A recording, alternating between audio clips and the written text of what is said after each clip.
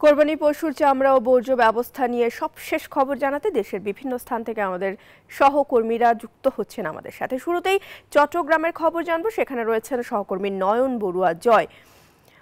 জয়, এবারও কিন্তু পশুর চামড়ার ন্যায্য দাম নিয়ে বিভিন্ন প্রশ্ন উঠছে, তো এই বিষয়ে মৌসুমী ব্যবসায়ীরা কি বলছেন?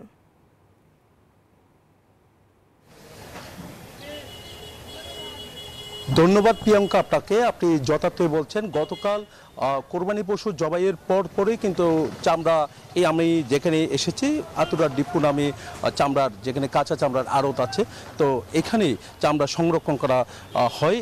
তবে এবারও তার কোনো ব্যতিক্রম আমরা দেখছি না। যারা মৌসুমি ব্যবসায়ীরা তারা মাথায় হাত দিয়েছে, যেহেতু তারা দাম পায়নি এমন অভিযোগ তাদের।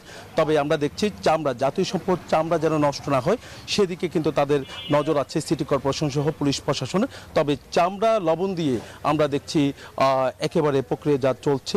কিছুদিনের মধ্যে, বলতে যে এক সপ্তাহের মধ্যে এই চামড়া একেবারে তারা এখানে ট্যানারি যারা আছে তাদের কাছে বিক্রি করতে পারবে বলে তারা আমাদেরকে জানিয়েছেন। এখানে যারা আড়তদার আছেন, যারা চামড়া কিনেছেন, তাদের সাথে আমরা একটু কথা বলতে চাচ্ছি। কেমন চামড়া কিনেছেন এবার?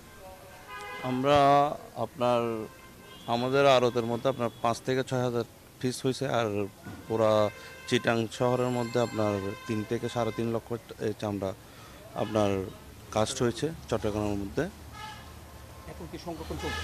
হ্যাঁ, এখনো শেষ পর্যায়ে আমাদের সংরক্ষণ অল্প কিছু আছে, এগুলা ধরেন আধা ঘন্টা থেকে 1 ঘন্টার মধ্যে শেষ হয়ে যাবে। কাঁচা চামড়া ব্যবসায়ী সমিতির সভাপতি আছেন মুসলিম উদ্দিন, আমি একটু জানতে চাচ্ছি আপনাদের যে লক্ষ্যমাত্রা আছে সেই লক্ষ্যমাত্রা কত? আমাদের লক্ষ্যমাত্রা হলো চট্টগ্রামে 3 লক্ষ থেকে 3.5 লক্ষ পিস। আমি আশা করি ইনশাআল্লাহ এর আমাদের লক্ষ্যমাত্রা পূর্ণ হবে। তারপরে মহানগরীতে অলরেডি উপজেলা পর্যায়ে হয়তো মহানগরী অলরেডি 2 লক্ষ পিসের মতো চামড়া আসে গেছে। সবাই ওই চামড়াগুলো সংরক্ষণ করে রাখছে। মৌসুমি ব্যবসায়ী যারা আছে তাদের যে অভিযোগ, তারা দাম পায়নি, আসলে আপনারা কম টাকা দিয়েই তাদের থেকে চামড়া কিনেছেন? না, মৌসুমি ব্যবসায়ীদের অভিযোগ এটা অত ভিত্তিহীন। তারা কারণ থানার মালিক এই জন্য বাণিজ্য মন্ত্রণালয় যে দামটা নির্ধারণ করে দিয়েছিল, মানে ঢাকার বাইরে চামড়া মানে মাহি হিসাবে বলছে যে 1000 টাকা, ঢাকার চামড়া 1200 টাকা। ওইটা যখন বলছে বা তো মৌসুমি ব্যবসায়ী, ফুড ব্যবসায়ী, খুচরা ব্যবসায়ী চামড়া বুঝে নাই। ওরা বলছে যে মানে এই আমাদেরকে তো কম দিচ্ছে, 300 টাকা, 400 টাকা, 500 টাকা, 600 টাকা দিচ্ছে, কিন্তু 1000 টাকাতে বলছে। কিন্তু লেবার খরচ, অন্যান্য খরচ আছে 400-500 টাকা। ওইটা বাদ দিয়ে আমরা করছি। এই ছিল আমার এখানকার সর্বশেষ। আমি ফিরে যাচ্ছি, আমার সহকর্মী অপেক্ষা করছেন বরিশালে মিরনের কাছে।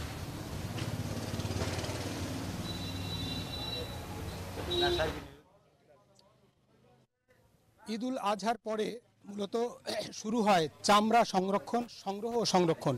বরিশালেও কিন্তু চামড়া সংগ্রহ শুরু হয়েছে গতকালকে থেকেই, যা এখন অব্যাহত রয়েছে। মানে এখন সেই চামড়া সংরক্ষণের জন্য তারা চেষ্টা করছেন, অর্থাৎ লবণ দিয়ে চামড়া সংরক্ষণের কাজটা করা হয় বরিশালের যে পদ্মাবতী এবং মরিচপট্টি এলাকায়। এখানে বরিশালের যে সর্ববৃহৎ যে চামড়ার সংগ্রহকারী বাচ্চু মিয়া, তিনি মূলত এখানে চামড়া সংগ্রহ করেন। তার কাছে আমরা যেমনটা জানতে পেরেছিলাম যে বরিশালে এবার 25,000 চামড়া লক্ষ্যমাত্রা নির্ধারণ করা হলেও তারা এখন পর্যন্ত সেভাবে লক্ষ্যমাত্রা অনুযায়ী চামড়া তারা এখন সংগ্রহ করতে পারেননি।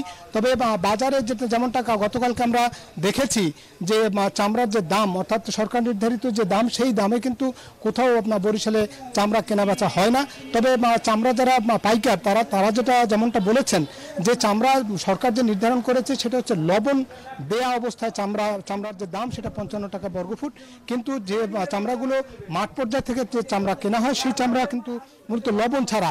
এই চামড়াগুলোকে লবণ দিয়ে প্রক্রিয়াজাত করার পরে এখান থেকে মূলত ঢাকায় যে ট্যানারিতে পাঠানো হয়। কিন্তু এখানের যারা ব্যবসায়ী তারা যেমনটা বলেছেন যে লক্ষ্যমাত্রা অনুযায়ী যেমন চামড়া পাওয়া যাচ্ছে না, তেমনি যে যারা চামড়া নিয়ে আসছেন তারাও কিন্তু যে মানসম্পন্ন চামড়া কিন্তু তারা এখনও পান না, বা চামড়া সংগ্রহের ক্ষেত্রে নানান রকম সংকট রয়েছে।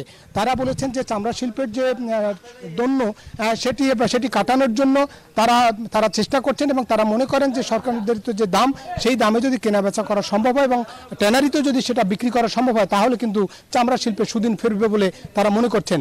এই ছিল আমার কাছে বরিশালে চামড়া শিল্পের উপরে সর্বশেষ তথ্য। একই তথ্য জানতে আমরা যাব নাটোরে মুর্তজার কাছে। মুর্তজা জানাবেন নাটোরের চামড়া শিল্পের খবর।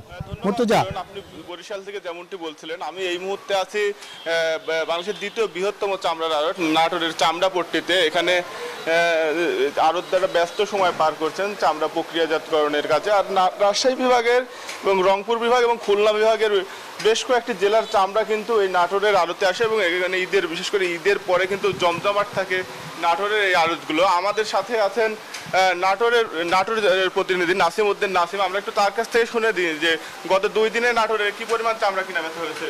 ঈদের দিন থেকে শুরু করে আজকে পর্যন্ত গরুর চামড়া বিক্রি হয়েছে প্রায় 40,000-এর মতো, আর ছাগলের চামড়া প্রায় 20,000-এর মতো বিক্রি হয়েছে।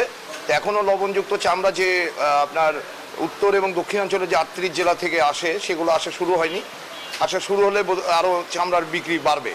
এটা মূলত মৌসুমি ব্যবসায়ীরা যে সংগ্রহ করেছে সেই চামড়াগুলোই বিক্রি হয়েছে প্রায় আপনার 40,000 হচ্ছে গরু আর 20,000-এর মতো ছাগল।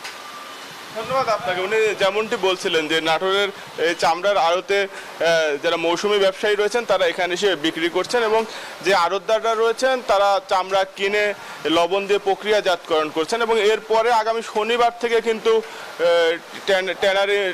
ট্যানারি মালিকরা এই আড়তদাররা ট্যানারিতে চামড়া পচানো শুরু করবে। আর আমরা আড়তদারদের সাথে কথা বলেছি, তারা জানিয়েছেন যে প্রতিটি গরুর চামড়া কিনেছেন 300 থেকে 1100 টাকা, ছাগলের চামড়া কিনেছেন 10 টাকা থেকে 55 টাকা এবং এই নাটোরের আড়তে মহিষের চামড়া খুব বেশি বিক্রি হয়নি বলে আড়তদাররা বলছেন। তবে আড়তদাররা বলছেন যে চামড়া বিক্রির ক্ষেত্রে যে একটি সংকট তৈরি হয়েছে এবং চামড়া ব্যবসা একটি লভ্যাংশ একটি সিন্ডিকেটের মধ্যে সীমাবদ্ধ হয়ে যাচ্ছে বলে জানাচ্ছেন ব্যবসায়ীদের এই অভিযোগ। মুষ্টিমেয় কিছু ব্যবসায়ী লাভ করছে বলে জানাচ্ছেন নাটোরের অধিকাংশ ব্যবসায়ী।